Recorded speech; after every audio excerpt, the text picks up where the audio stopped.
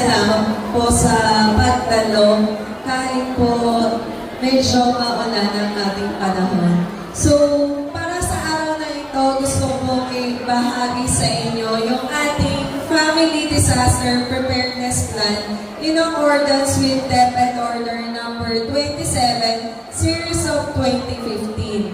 So, ano nga ba itong Family Disaster Preparedness Plan? It is a written and practice household plan that outlines what every family member will do before, during, after a disaster. So kung makikita niyo po dito sa harapan natin, naka-highlight po na written and practice plan siya na para po talaga sa ating kanya-kanyang pamilya. So, bukod po dun sa pag-jot down natin nung plan na gagawin natin is kailangan ipapractice natin siya.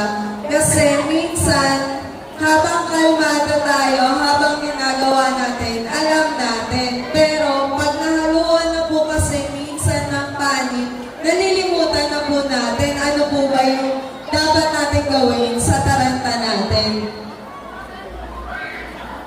So, bakit po ba natin kailangan mag-prepare para sa mga disasters na meron tayo? Based po dito, tayo po bilang nakatira sa Pilipinas ay kasama po doon sa Pacific Ring of Fire. Ibig sabihin po, vulnerable tayo doon sa mga frequent earthquakes and volcanic eruptions. Based din po sa Daily Fact Geo, nakakaranas po tayo ng 20 earthquakes per day. So, yung 20 earthquakes per day po, hindi naman po siya lahat malalakas. Pero, ibig sabihin po, araw-araw parang nakasugal po yung bawat buhay natin. Kasi hindi po natin alam kung gano'ng malakas, kung kailan po na magiging affected yung Cavite City. So, bukod po doon, tayo din po ay located doon sa Typhoon Alley or tinatawag na Typhoon Belt. So, ang ibig sabihin po noon, on an average, 20 storms po yung nag-e-enter sa country natin per year. So, yung last na Typhoon Uwan po is pang 21st na siya. And then, sino pong familiar dun sa picture po na nasa harapan po natin? So, ito po yung nangyari dun sa Dalahican, Cavite City noong last July 2024. So, dito po sa nangyaring disaster na to, sa fire is 900 families po yung affected. So, ang gusto po natin is maiwasan at hindi na po maulit ito kasi ito po ay hindi biro na disaster na 900 families yung naging affected kasi sila po ay nawalan ng mga tahanan po. And then ito po, as you can see po sa harapan natin, ito po ay sitwasyon natin sa Cavite City dahil tayo ay one way in, one way out lamang po. So, tayo po ay napasama sa news kasi yung supposedly rain na pang 26 days ay inulan lang po sa loob ng isang araw nung last July po. Kaya kung mapapansin nyo po ng last July, kung hindi po kayo binabaha dati, kayo po ay nakaranas bahain. So, ganun po kasi ka-intense yung naranasan nating pag-ulan. So, ano nga po bang importansya ng paggawa ng isang family disaster preparedness plan sa kanya-kanya po nating household? So, once na meron daw po tayo dito, masasalba daw po natin ang buhay ng bawat isa. Masasalba din daw po natin yung mga pinaghirapan nating mga material na bagay, lalo-lalo na po yung ating tahanan. And then, ma-reduce din po yung panic natin kasi once na may plano na po tayo, tayo po ay handa at alam na po natin ang dapat gawin. And then, magkakaroon din po tayo ng stronger community link kasi alam po natin, in case of scenarios po, sino po ang ating mga hinga ng tulong at paano po tayo hingi ng tulong. So, para makagawa ng family disaster preparedness plan, kailangan daw po natin itong 5. Ang una po is yung hazard identification, family roles, communication, go bag, and lastly po yung ating evacuation plan. So sa hazard identification po, madali na po natin siyang malalaman kung dito po ba sa lugar natin is ano yung kinakaharap natin na possible disasters. So through Hazard Hunter PH po, pwede niyo po siyang i-Google search. Makikita po natin exactly ano yung hazard na meron tayo. So ito po, directly nakapin po talaga siya sa Julian Felipe Elementary School. So ayon po dito, tayo po ay prone sa ground shaking as high as intensity 8. For comparison lang po, sa Bogo Cebu, 6.9 lang po yun. So sa atin po as high as intensity 8. So mas malala pa po dun sa nangyari sa Bogo Cebu. Tayo man po ay dito po sa Julian Felipe, 16.6 kilometer away from West Valley Fault na nasa Manila.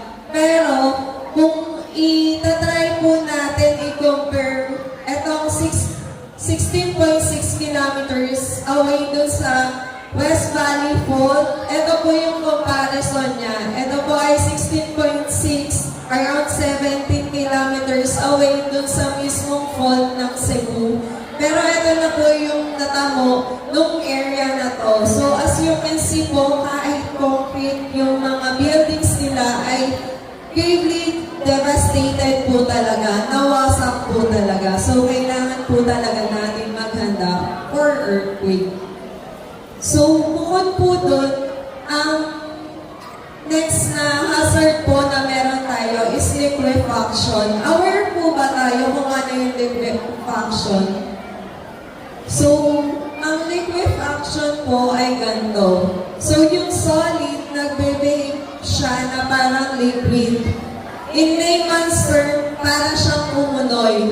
Kasi po tayo ay surrounded po ng dagat. So, once na nag-ground shaking po tayo, yung soil is pwedeng ma-insertan na mga water and possible po na yung ibang areas natin maging para siyang umunoy.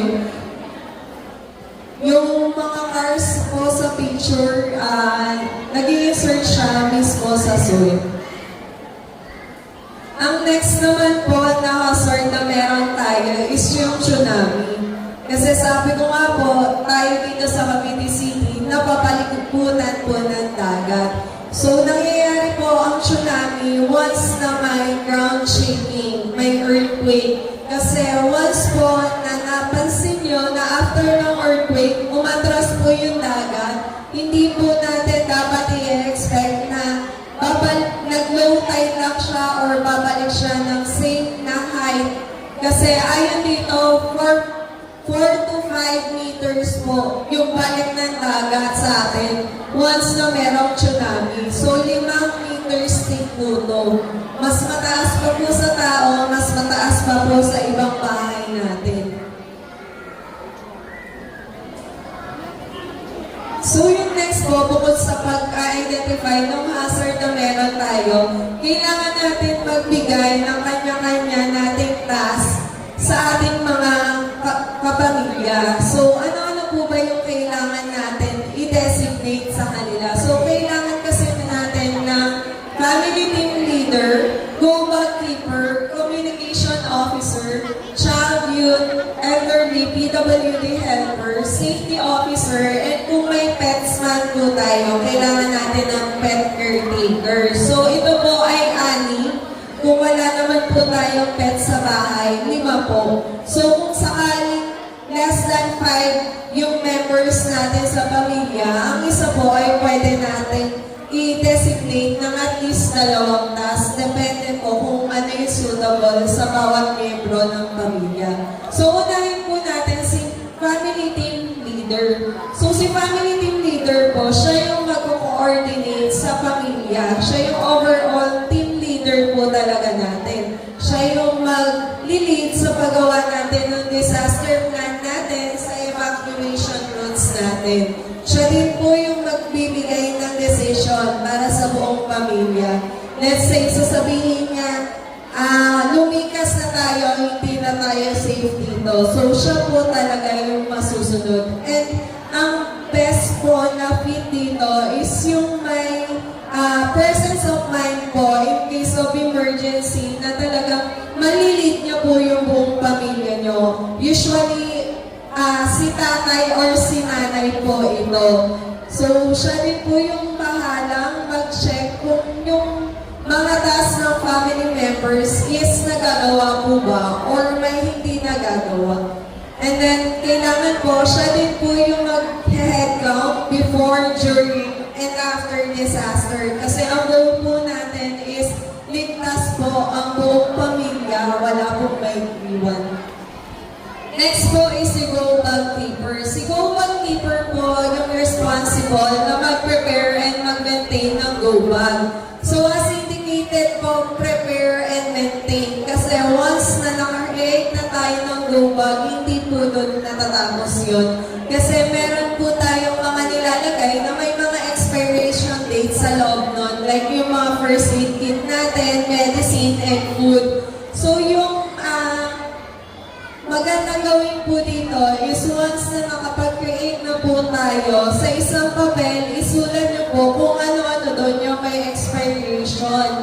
Para at least alam po natin na in case na dumating na po siya, sa pa-expire na po siya, at least mapalitan natin and then hindi na po natin kailangan buklatin yung ating go bag. And then, si Go Bag Keeper din po ang bahalang maglagay kung saan po ilalagay yung go bag. So, either po sa malapit sa pinto or ang next best thing po is malapit sa higaan natin. Para kahit po gabi or natutulog tayo nangyari yung disaster, at least madali po natin siyang makukuha. And then next po, kailangan natin mag-designate ng communication officer. Siya po yung mag-e-ensure na inform po yung buong pamilya sa mga nangyayari sa news, lalo na po. And siya din po yung bahala mag-coordinate tungkol sa pamilya nyo, papunta po sa mga barangay officials natin kung kailangan pong tawagan si teacher para po dun sa mga anak natin. And then, if kailangan na po talaga natin ng rescue, si communication officer din po ang gagawa nun. Next po si Child, Youth, Elderly, or PWD helper. Kasi po sa isang pamilya, meron po tayong mga bunso na sobrang liit pa at meron din po tayong mga nakakatanda na po na medyo hirap na pong kumilos. So kailangan po, worst case scenario, may in charge na mag-a-assist po sa kanila para at least hindi man na po nila alam kung ano yung nangyayari, at least may isisave po natin sila. And then kasama din po sa task niya na ilagay sa go bag yung mga pangangailangan nila, lalo na po sa mga babies, yung mga gatas, diaper, yan po ay hindi po natin agad makikita sa mga evacuation centers. Ganyan din po yung mga emergency ay yung mga maintenance medicine nila lolo't lola. So, kailangan po natin yung isa-isip din po. And then, si safety officer po. So, si safety officer, siya ang bahalang mag-minimize and mag-ensure ng safety ng environment po before, during, and after disaster.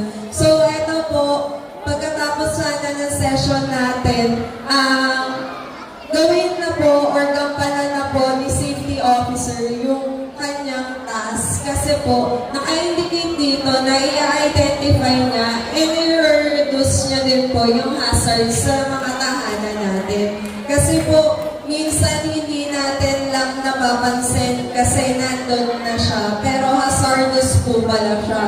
Tulad ng example dito ng loose wires. Kasi usually po, uso po na pag may tayo ng additional na saksakan, bumibili lang po tayo ng extension cords. Pero alam po ba natin na ang extension cords ay may mga limit na voltage? Ito po ay hindi based doon sa kung ilan yung pwedeng niyang saksakan. Kasi kahit po 6 yung pwedeng pagsaksakan doon, kung matataas naman po yung voltage at at exceeded na po dun sa capacity niyan, sasabog po yun at magkakos po ng sunog or worse po, makuryente po tayo doon. So, yun po yung dapat natin isa-isip. And then, kasama din po dito yung pagsasecure ng mga furnitures natin. Kasi, di ba po, sa mga tahanan natin, sino po yung mga may picture frames, mirrors, or mga trophies na nasa wall? So, yun po, maganda po siyang tingnan, inspiration po yun sa atin. Pero worst case scenario na magkalindol, yun po ay magiging source po na masaktan tayo. Kasi pag yun po ay nabasag at tumama sa atin, mahirap po. So, kasama din po dito yung pagsasafekeep ng mga flammable materials natin. Bukod po sa aalis malapit sa pwedeng mapaglaruan ng bata is yung pagsasafekeep din po ng LPG natin. Yung LPG po, sana po, every now and then is bukod po sa sinasara natin, chine-check po natin yung mga hose po. Kasi ang pag-checking po ng hose is kuha po kayo ng sponge, lagyan niyo po siya ng dishwashing liquid, basahin niyo po konti, and then i-run through niyo po dahil sa mismong hose. Once po kasi nabumula yun, ibig sabihin, may sira po yung hose niyo. Kasi alam ko po, kampante tayo na nung nilagay niyo po siya is okay siya. Pero lalo na po kung matagal na, kailangan every now and then, at least once a month, check po natin. Kasi hindi naman po tayo maglalaan ng maraming oras para i-check yun. Siguro po 5 minutes is enough na. Pero ang nasa-save po natin is yung buhay ng bawat isa sa pamilya po natin. So si safety officer din po yung bahalang mag-turn off ng gas, electricity, and water if needed. So sabi ko nga po yung gas, pwede siyang pag-umpisahan ng sunog, kaya lagi po natin siyang i-turn off. Yung electricity naman po, in worst case scenario po na bumabaha na po sa atin and medyo naabot na po yung mga saksakan natin, safe na po na ibaba po natin yung main switch natin para at least po walang makuryente sa loob ng pamilya, wala din pong makuryente na mga kapwa natin na possible na nasa labas at lumulusong kasi may kailangan po sila sa labas. So, si safety officer din po yung bahalang mag-conduct at mag-lead ng safety drills. Sabi ko nga po, yung mga natututunan po natin dito, maaaring sa ngayon, alam po natin. Pero pag haluan na po yan ng taranta, medyo mahirap na po. So, tulad po ng ginagawa namin sa mga estudyante po, quarterly po nag-conduct namin ng earthquake drill. So, sila po, once na nag-ring yung bell, alam nila na mag-lock cover and hold na po sila. Automatic na po yun kasi muscle memory na po yun. Ang maganda po sa pag-conduct ng drill is mas natatandaan niyo po kung ano yung tama at hindi dapat gawin. Kasi for sharing lang po noon kami sa office, noong third quarter na earthquake drill namin, ang medical po namin ay nalimutan bitbitin ng first aid. So kahit po profession nila, minsan po sa taranta kasi nagawa kami ng scenario na nag-lock kami ng isang exit, is nalimutan nila. So yung pagkalimot na po yun is okay lang kasi drill pa lang yun. Pero what if real life scenario na tayo? So noong fourth quarter po, big na po nila, natanda nila. Kasi minsan po sa pagkakamali, doon natin mas natatandaan yung mga dapat natin dalhin at dapat natin gawin.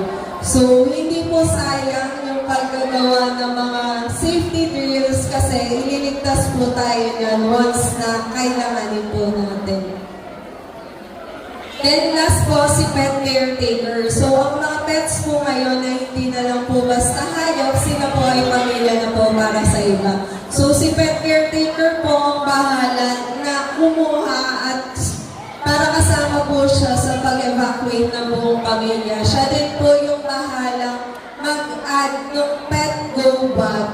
Kasi siya po ay kailangan niya din po ng food kung kailangan niya ng leash or carrier, tsaka yung vaccination cords. Kasi po, kailangan po yun lalo kung magpupunta tayo sa mga evacuation center. At sa evacuation center po, as much as we love them, hindi po minsan inaalaw na kasama po ng pamilya. May designated area lang po kung saan pwede yung ating mga hayop. Kasi po, ang iba po ay hindi pet lover at ang karamihan po ay may allergy sa mga hayop. Next po na kailangan natin is yung communication. So, nandito po sa screen yung mga emergency contact numbers na mga pwede natin tawagan in case of emergency. So, sa akin po, sa cellphone ko, nakalagay po yan. At ang ginagawa ko ay nilalagyan ko ng number 1 sa unahan. So, nakalagay 1.cdrrmo, 1.pfp, 1.pnpn, 1.red cross para emergency po na nagkakatarantahan na madali niyo po siyang mahanap. 1 lang po mag-a-appear na doon lahat and ma-check niyo na po kung sino doon yung kailangan niyo po bang tawagan. And then, kung alam niyo po yung numbers, alam po ba natin kung paano yung tamang way ng pagtawag? Kasi kadalasan po sa sobrang taranta, ang natatanggap po nilang tawag ay, hello pa, response naman po dito, may sunog dito po, bilisan nyo. So kayo po, saan sila pumunta? Diba, hindi po nila alam. So ang proper way po ng pagtawag is, hello, ako po si CJ, nandito po ako sa Julian Felipe Elementary School. May sunog po dito, doon po sa building malapit sa library. Meron pong isang na-trap na teacher, patulong naman po. So, yun yung mga details na kailangan nila. Sino yung tumatawag? Nasaan yung insidente? Anong insidente? At kung meron mang kailangan ng tulong. Kasi yung mga emergency na rescuer po, ay sila po ay interconnected naman po. So, kahit si BFP lang po yung tinawagan natin dahil sinabi natin na may kailangan i-rescue, sila na po yung kusang magko-coordinate kina CDRRMO and Red Cross para at least po pagdating nila, marespondihan din po yung isang tao na natrap at mabigyan po ng paunang panlunas habang dadalhin po siya dun sa hospital na kinakailangan. So bukod po doon, importante din po na i-follow natin yung mga reliable sources. So for volcanic activities, lalo ang nearest po natin si Taal, nandyan po si Clearbox TOST. So weather updates naman po, si TOST Pag-asa. Si TOST Pag-asa, as early as 5 a.m. po, may forecast na siya ng weather natin for the whole day hanggang next day ng 5 a.m. So, si Pag-asa po kasi ay buong Pilipinas. So, kung gusto niyo po i-narrow down, pwede pong i-follow si Civil Defense Calabarzon. Kasi nakapokus na lang po siya. So, kapag sa Calabarzon, and usually may hashtag po siya ng Cavite Province. So, makikita niyo po agad, naka-blue na highlight na po yun. At least hindi na po tayo mahirapan maghanap ng weather updates for the day. And then for updates din po, follow po natin si Mayor Denver Chua and our Vice Mayor Rainer Borusi. So, eto po, go bag. Meron na po bang nakapag-create ng go bag nila sa kanya-kanya po nilang tahanan? Ayun po. So, good job po para sa meron na. Kasi ito po ay hindi para kanino. Ito po ay para sa kanya-kanya nyo pong pamilya. So, ang go bag po, ito po yung dapat na nilalaman niya. So, ang go bag po ay supposedly good for 3 days. So, not necessarily pag-go bag, isa lang po dahil depende po ito sa miyembro ng pamilya po. So, kailangan po natin ng 3 days worth ng damit po, lalong-lalo na po yung mga underwears. Kasi maraming man pong nagdodalhin sa mga evacuation center, wala pong underwear na tatagpuan doon. And then, nandiyan din po yung radio, alam ko po old school, pero nang nagkaroon tayo ng Typhoon Yolanda, kahit po makahanap kayo ng generator para makapag-charge ng cellphone nyo, wala pong signal, wala pong internet connection. So, para po maging updated tayo, kailangan po isama natin sa GoBag si Radio. Nandiyan din po yung extra cash kasi po worst case scenario na wala pong kuryente, wala din pong ATMs. And then yung hygiene kit, and then kasama po dyan yung mask. Yung mask po sa evacuation center kasi hindi natin i-expect na hindi tayo dikit-dikit kasi medyo marami tayo compared dun sa mga evacuation centers na available sa atin. So para at least hindi po tayo mahawa kung meron mang may sakit dun sa evacuation center. At kung tayo naman po yung may sakit, at least yung hindi po natin mahawaan yung mga kasama po natin. And then kasama din po dyan yung lalagay ng blanket. Kasi nga po, importante yan para worst case scenario may magagamit po tayo. Kasama din po yung whistle. So yung whistle, napaka-importante po yan. Ina-encourage ko po na sa pamilya at sana umpisahan natin sa mga anak natin. Kasi worst case scenario, doon kaya po natin sumigaw gano'ng kalakas at gano'n tayo katagal na kaya natin sumigaw. So, lalo na po pag na-trap tayo, syempre gusto natin i-conserve yung energy natin. So, yung whistle po malaking bagay. Malayo po yung mararating yan at konting energy lang po yung kailangan natin. Pero once na marinig po yan ng rescuers, alam na po nila na may nangangailangan ng tulong. Kasama din po yung first aid kit kasi po ang tulong ay maaaring matagal pa. Lalo kung kasagsagan pa po ng disaster na nananalasa sa atin. And then, kailangan din po natin ng extra keys, duplicates po ng susi ng bahay natin. Kasi po, minsan po sa pagmamadali natin, ang nasa isip natin is basta ilang na lang po para hindi po pasukan ng ibang tao. Pero once na safe na po na bumalik tayo sa bahay natin, minsan po nahirapan tayo kasi naiwan po pala natin yung susi. So, sama po natin siya. And then yun sa multi-tools po, para ano na naman po meron tayo. Yun sa canned goods po, ang sinasuggest ko po is yung hindi na talaga kailangan lutuin. Kasi hirap po talaga tayong maghanap ng lutuan, worst case scenario. And then yung sa water po, good for 3 days din dapat. Kasi mahirapan po tayo maghanap ng mga clean water and for safety na rin natin. Sa medicines po, bukod doon sa over-the-counter na panglagnat, sipon, ubo, diarrhea, and sakit ng katawan, kasama po dito yung mga maintenance medicine na mga mahal natin sa buhay. So, kung gaano po katagal, hindi lamang po good for 3 days. Ito po ay supposedly 2 to 3 weeks.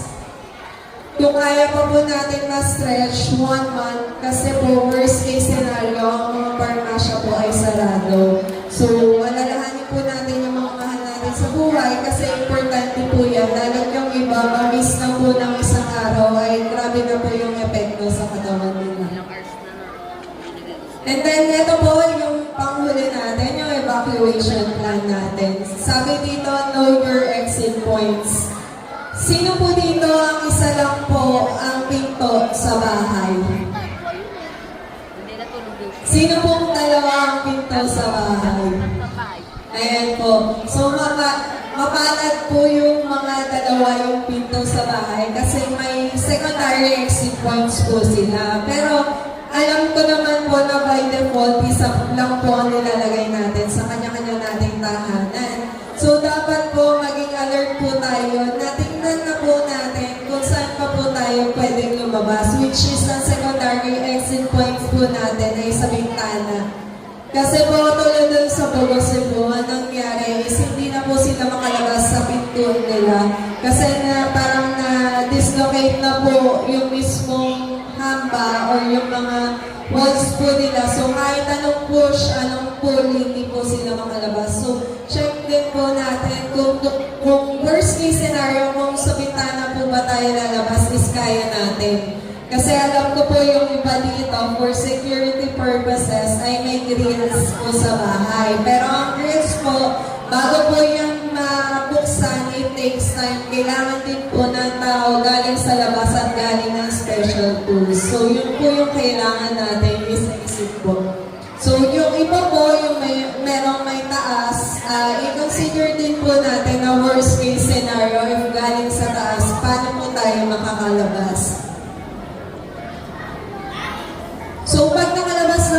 tayo ng bahay, hindi po doon natatapos. Kasi ang next question po natin is saan tayo pupunta?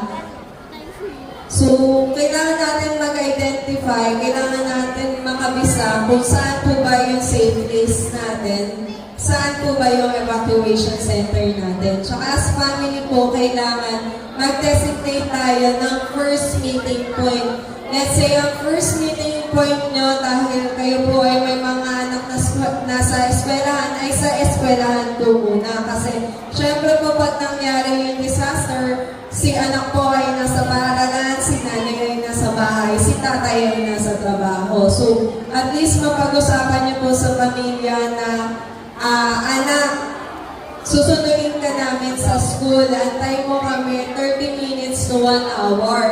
Pag 1 hour, wala pa kami, punta ka na kay Lola. Kasi dapat may ganong usapan po kayo sa pamilya or kung sino po ba yung magsusundo, sino po ba yung pupunta sa kanya, or kung kaya niya na po mag-commute, kung mag-commute na po ba siya, papunta saan.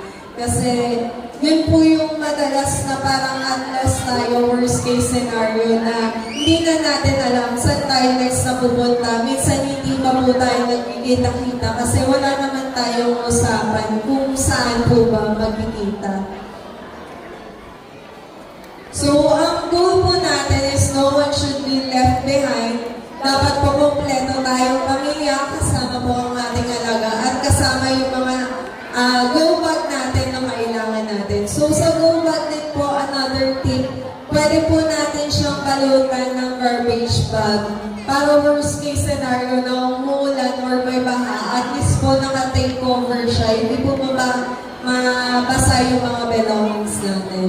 So, sa earthquake po, ito po yung mga dapat natin tandaan. So, yun nga po, secure natin yung mga heavy furnitures natin, mirrors, tsaka shelves na nasa wall po.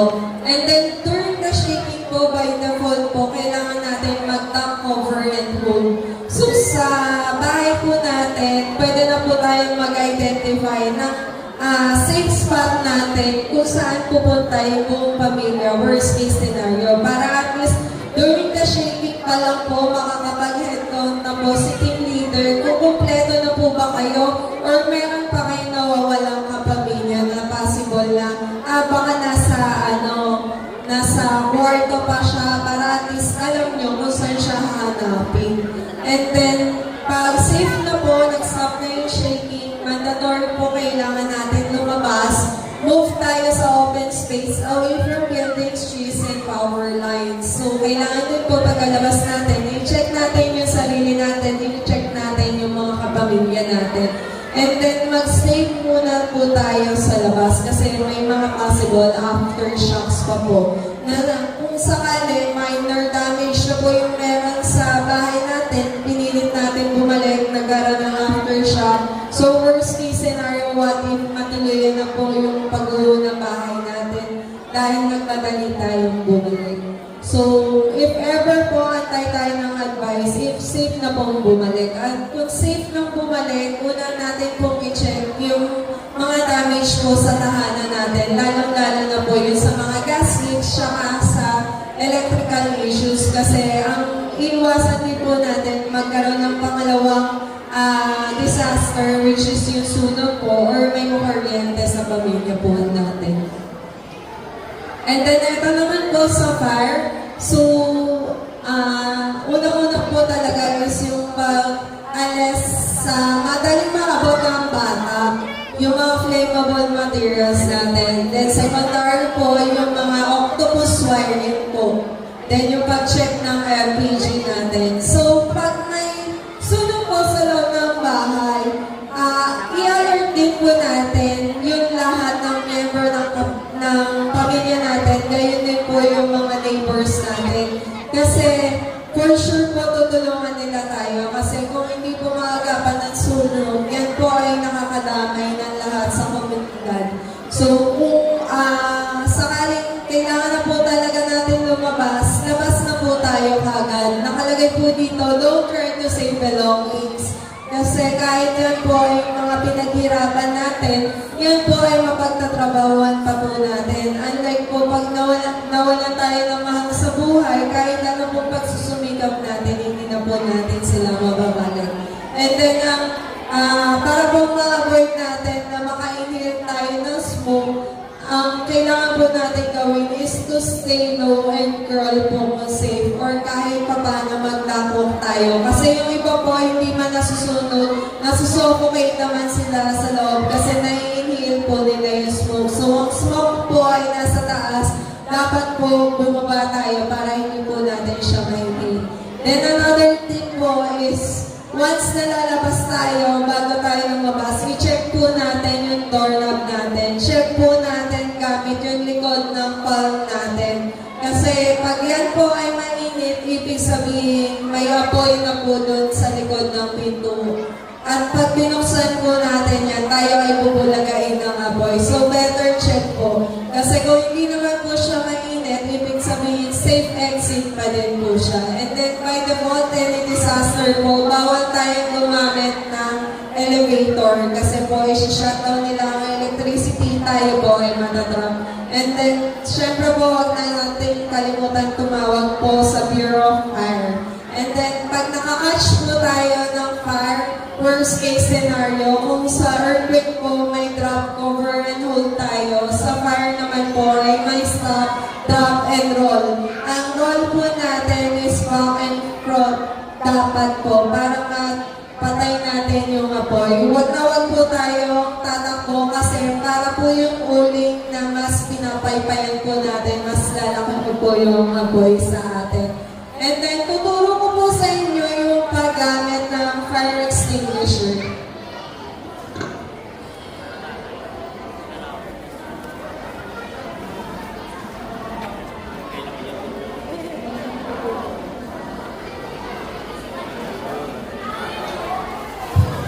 So, yung fire extinguisher po kasi, madalas available naman po siya sa mga establishments natin. Pero ang tanong po is, marunong po ba tayo gumamit?